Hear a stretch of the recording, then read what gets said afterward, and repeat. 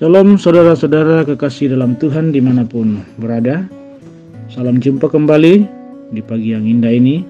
Kita akan merenungkan firman Tuhan dari Renungan Harian Toraya edisi 19 Juli 2023. Tapi sebelum itu, mari kita satu dalam doa. Bapa yang bertata dalam kerajaan surga, kami mengucap syukur atas segala kebaikan dan kasih-Mu Tuhan. Terima kasih atas pagi yang indah ini di mana Engkau telah menyertai kami semalam lamanya untuk membaringkan tubuh kami dan bangun dengan tubuh yang sehat. Terima kasih Bapa. Kami akan merenungkan sebagian dari firman-Mu. Mari Tuhan, mari Roh Kudus urapi kami agar kami dapat mengerti dan melakukannya dan membagikannya kepada orang-orang di sekeliling kami. Terima kasih Bapa. Kami berdoa di dalam nama Tuhan Yesus Kristus, Tuhan dan Juru Selamat kami yang hidup. Kami datang kepadamu. Amin. Pembacaan firman Tuhan terambil dari Wahyu 14 ayat 14 sampai dengan 20. Tuaian di bumi. Lalu aku melihat sesungguhnya ada suatu awan putih, dan di atas awan itu duduk seorang seperti anak manusia dengan sebuah mahkota emas di atas kepalanya dan sebilah sabit tajam di tangannya. Seorang malaikat lain keluar dari bait suci. Ia berseru dengan suara nyaring kepada dia yang duduk di atas awan itu. Ayunkanlah sabitmu itu dan tuailah, karena sudah tiba saatnya untuk menuai. Sebab tuaian di bumi sudah masak. Lalu ia duduk di atas awan itu mengayunkan sabitnya ke atas bumi, dan bumi pun dituailah. Kemudian seorang malaikat lain keluar dari bait suci yang di sorga, juga padanya ada sebilah sabit tajam. Seorang malaikat yang lain lagi datang dari mesbah. Ia berkuasa atas api dan ia berseru dengan suara nyaring kepada malaikat yang memegang sabit tajam itu, katanya, ayunkanlah sabitmu yang tajam itu dan potonglah buah-buah pokok anggur di bumi, karena buahnya sudah masak. Lalu malaikat itu mengayunkan sabitnya ke atas bumi dan memotong buah pokok anggur di bumi dan melemparkannya ke dalam gilingan besar, yaitu murka Allah. Buah-buah anggur itu digiling di luar kota, dan dari gilingan itu mengalir darah, tingginya sampai ke kekang kuda dan jauhnya 300 km. Amin. Tuaian sudah masak. Dalam bahasa Toraja, matasakmo, pepareamo. Seorang petani pastilah sangat berharap bahwa hasil jerih payahnya akan memberikan buah-buah yang baik. Betapa kecewanya seorang petani ketika musim panen tiba dan hasilnya seringkali jauh dari yang diharapkan. Pembacaan kita hari ini berbicara tentang hari penghakiman yang diperlihatkan kepada Yohanes dengan mengambil konteks pertanian, yakni ketika sudah tiba waktunya untuk panen, maka petani akan menuai hasil tanamannya. Perikop ini dapat dibagi dua bagian, yaitu ayat 14-16 dan ayat 17-20. Pada bagian pertama dalam ayat 14-16 memperlihatkan tentang penghakiman atau tuaian yang dilakukan untuk orang-orang yang telah ditebus oleh darah anak manusia atau orang yang percaya dengan sungguh-sungguh.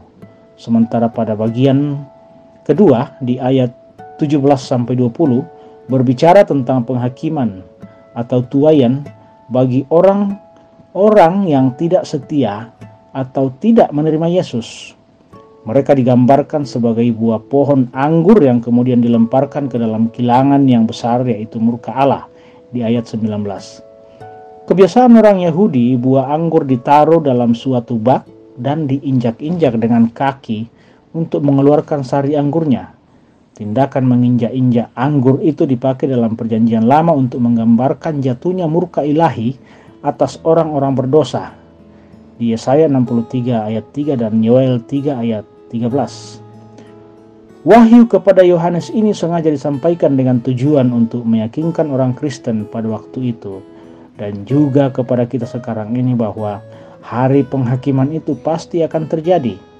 Pada waktu itu setiap orang akan dihakimi menurut iman dan perbuatannya. Bisa dibaca di perumpamaan tentang 5 gadis yang bijaksana dan 5 gadis yang bodoh dalam Matius 25 ayat 1-13. Mari kita introspeksi diri masing-masing, di posisi atau kelompok manakah kita sekarang berada. Amin. Jemaat yang dikasihi Tuhan, kiranya firman Tuhan yang boleh kita dengarkan lagi pagi hari ini terus menjadi berkat bagi kita. Mari kita berdoa. Tuhan, kasih-Mu tiada hentinya kami rasakan dalam hidup ini seperti pagi hari ini. Karena itu, biarlah kami juga terus memuji dan memuliakan Engkau teristimewa untuk taat kepadamu. Terlebih pagi hari ini Engkau mengingatkan kami bahwa tuaian sudah masak.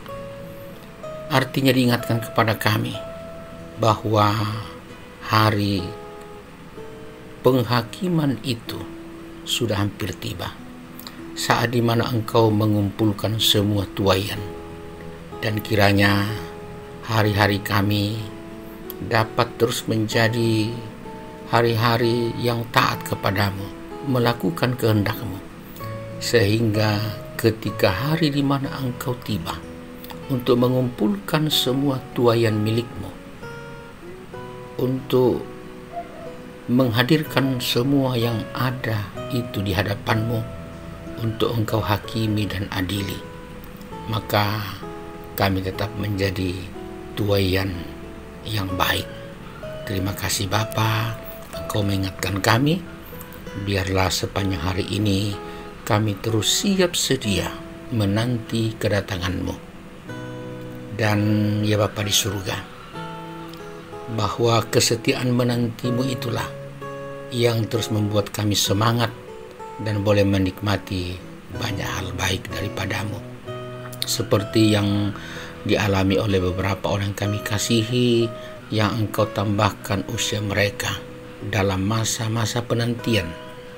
Itulah saudari kami Milky Palimbong, Bapak Yakob Silambi, Reti Ranggina Tandililing, Ibu Bertalangi, dan Yardianto Pawan. Tuhan, Engkau kiranya selalu melindungi, bahkan hadir terus dalam kehidupan saudara-saudara kami atau orang-orang yang kami kasihi yang boleh bertambah usianya setahun hari ini. Kami ucapkan selamat ulang tahun, berlimpah-limpah berkat untuk mereka. Demikian juga kami Tuhan, pelihara kami selalu, berkati kami dalam seluruh perjuangan yang kami tempuh sepanjang hari ini, entah dalam pekerjaan, entah dalam usaha, entah dalam masa tua, juga anak cucu kami dalam pertumbuhan, pendidikan, dan dalam harapan-harapan mereka untuk mendapatkan pekerjaan yang terbaik. Kesibukan mengurus rumah tangga juga Engkau kuatkan kami Tuhan. Doaku kami untuk kekasih-kekasih kami yang sedang sakit di rumah atau di rumah-rumah sakit. Oh Tuhan, Engkaulah harapan kami satu-satunya. Dan doa khusus kami untuk 2 orang yang kami kasihi yang sedang berjuang untuk mempertahankan hidup mereka. Orang tua kami, Oma Palimbong, dan anak kami, Titania Tangyong. Tuhan, lindungilah mereka supaya mereka terus hidup dan sungguh-sungguh suatu saat boleh kembali ke dalam kehidupan kami dan bersama-sama melanjutkan hidup ini. Demikian juga kekasih-kekasih kami yang sedang berduka. Doa kami untuk grandma yang berduka karena ditinggalkan kakak kekasih. Kiranya grandma yang kami kasih bersama keluarga besar tetap kuat. Tuhan, pelihara kami bersama dalam melanjutkan hari-hari kami. Demikian juga keluarga kami yang jauh dari kami. Demikian juga sesama kami Demikian juga pemerintah kami, bahkan gereja Tuhan dimanapun berada.